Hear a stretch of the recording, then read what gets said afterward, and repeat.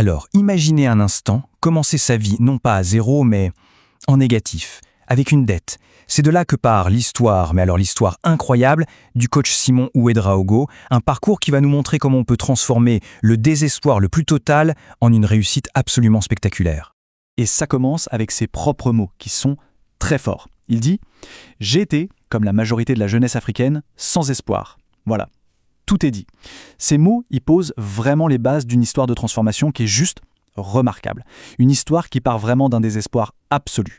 Alors, pour bien comprendre, on va d'abord explorer son monde ordinaire, son point de départ.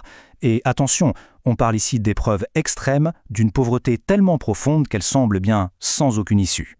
Et ce chiffre, moins 50, il est super important. Pour lui, le point de départ, ce n'est pas zéro. Zéro, comme il l'explique, c'est déjà quelque chose, c'est un niveau. Non, lui, il part de moins 50. Et moins 50, qu'est-ce que c'est? C'est un état où un seul repas par jour, c'est même pas garanti. C'est un luxe. En fait, c'est comme commencer la partie avec une dette envers la vie elle-même. La lutte au quotidien était si intense que, pour bien mesurer la chose, même s'acheter quelques arachides, c'était parfois impossible. C'est ce désespoir qui l'a poussé à se demander s'il était né uniquement pour souffrir. Un sentiment d'impuissance totale, vraiment, face à une réalité qui l'écrasait. Mais voilà, au cœur de ce désespoir, il va y avoir deux moments clés qui vont absolument tout changer. Il les appelle ces deux déclics. Et ce ne sont pas juste des petits déclics, on parle de véritables électrochocs qui ont littéralement enflammé sa volonté de s'en sortir. Alors, la première étincelle, le premier déclic, ça se passe en 2009. C'est son tout premier voyage en Europe, il y va pour un projet de cinéma.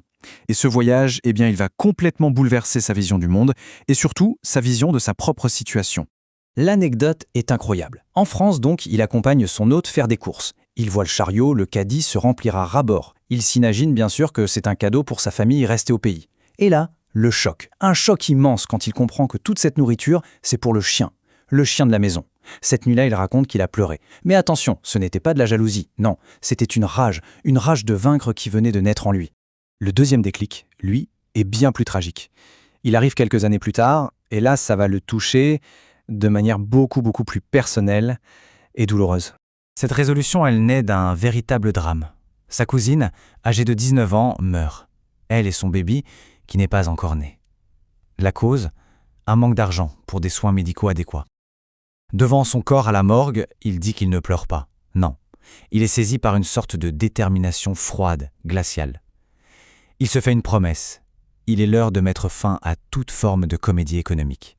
Bon, ces deux électrochocs, le chien et la tragédie de sa cousine, ça le propulse dans une période d'auto-formation, mais alors intense, vraiment intense et volontaire.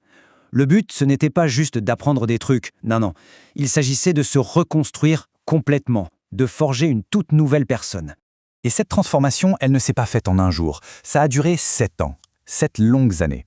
Ça commence en 2010, quand il découvre ce qu'il appelle la science de la pensée. À partir de là, il se retire du monde. Il devient, selon ses propres mots, un rat de bibliothèque. Il dévore les livres, il étudie, il applique les principes qu'il apprend. Et c'est seulement en 2017, 7 ans plus tard, qu'il ressent ce besoin, mais un besoin irrépressible de partager tout ça. Et c'est là qu'il apparaît publiquement comme le coach. Alors, armé de tout ce savoir accumulé, il revient.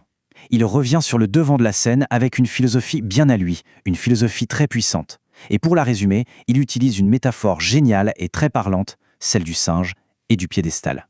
L'idée de sa métaphore, en fait, elle est assez simple, mais redoutable. Il dit que la plupart des gens y choisissent la voie facile. C'est-à-dire, ils construisent le piédestal d'abord, la belle voiture, la grande maison. Ça peut aller vite. Mais la vraie tâche, le vrai boulot, la voie difficile, c'est de former le singe. Former le singe, ça veut dire quoi? Ça veut dire se construire soi-même, acquérir la sagesse, les compétences, bref, devenir la personne qui mérite vraiment de monter sur ce fameux piédestal. D'accord, c'est une belle philosophie, mais concrètement, qu'est-ce qu'on peut en tirer? Quels sont les principes, les actions qu'on peut mettre en place pour peut-être transformer sa propre vie à son échelle? Eh bien, il résume tout ça en 3 clés. 3 clés qu'il juge cruciales. La première, on commence là où on est, avec ce qu'on a. Pas d'excuses. La deuxième, se fixer une date butoir pour le succès, mais une date lointaine. 10 ans. Pourquoi? Pour ne pas devenir jaloux et impatient en voyant les autres réussir plus vite. Et la troisième clé, être tenace. Avoir, dit-il, la ténacité d'une mauvaise herbe. Une mauvaise herbe, ça repousse partout, quoi qu'il arrive. C'est ça l'idée. Et cette transformation, cette construction de soi, ça va très loin, jusqu'au choix du partenaire de vie. C'est un point crucial pour lui. Pour être sûr d'être sur la même longueur d'onde, ou la même fréquence vibratoire, comme il dit, il a fait un truc assez incroyable. Il a demandé à sa future femme de lire les 150 livres qu'il avait forgés lui. Pourquoi ? Parce que sa conviction, c'est qu'un partenaire, ça peut soit multiplier par 2 les efforts d'une vie, soit les diviser par 2. Et au fond, toute sa philosophie, elle est parfaitement résumée par cette citation de Confucius « Il ne faut pas s'en faire si l'on est un inconnu, mais faites tout pour que vous connaître en vaille la peine. » Voilà. L'idée, ce n'est pas de chercher à être connu à tout prix. C'est de se construire soi-même pour devenir une personne qui, intrinsèquement, a de la valeur. Une personne qui vaut la peine d'être connue. Et au final, tout ce parcours de Simon Ouédraogo, ça nous laisse avec une question fondamentale, je pense. Une question sur laquelle méditer. Est-ce que la vraie quête, ce n'est pas tant d'être connu du monde entier, mais plutôt de se construire une vie qui, elle, vaut la peine d'être connue? Abonnez-vous maintenant. Ici, je partage des astuces puissantes, des résumés de livres, des podcasts et du business pour booster votre réussite.